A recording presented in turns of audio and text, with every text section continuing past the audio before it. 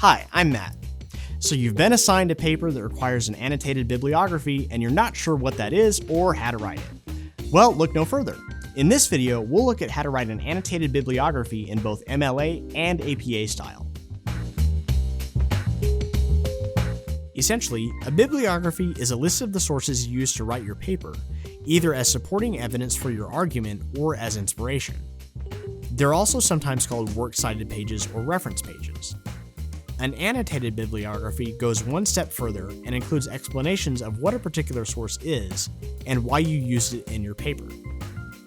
Annotated bibliographies give you the chance to describe your thought process for selecting a source and, in some cases, even comment on the usefulness of the source itself. This is why professors will often assign annotated bibliographies as separate projects.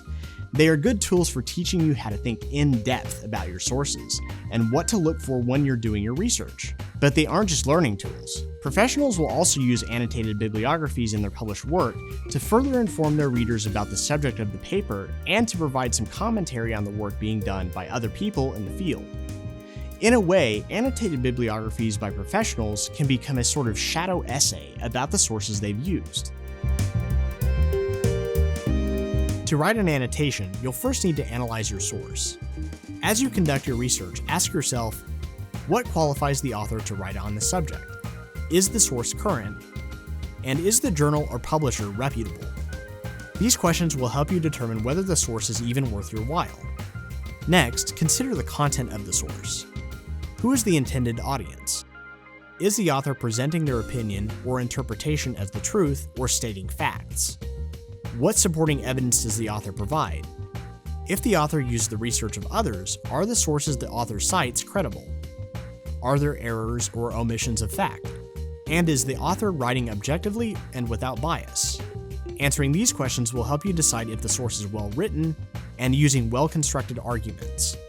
You should also use this critical eye on your own writing to make sure that you're writing a strong argument.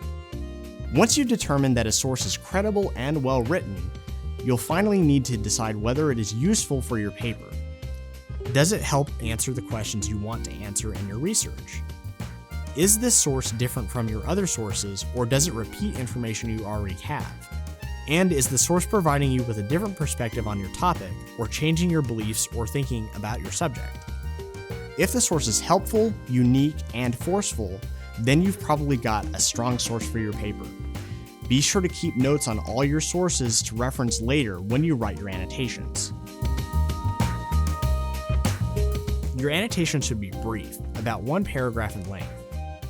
They should summarize the main points of the source and give the reader a good idea of what the source is about without using any unnecessary details. It's also a good idea to describe the approach the source's author used in their own research. This gives the reader insight into how credible the source is.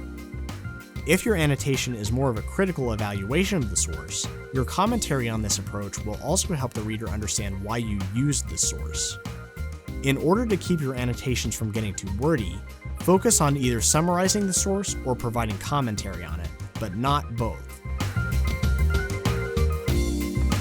Aside from the annotations, the references and general page layout in an annotated bibliography will be structured exactly the same as they are in a typical bibliography.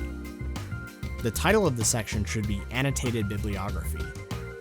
If you need help building references, check out the other EasyBib videos about references in MLA or APA format.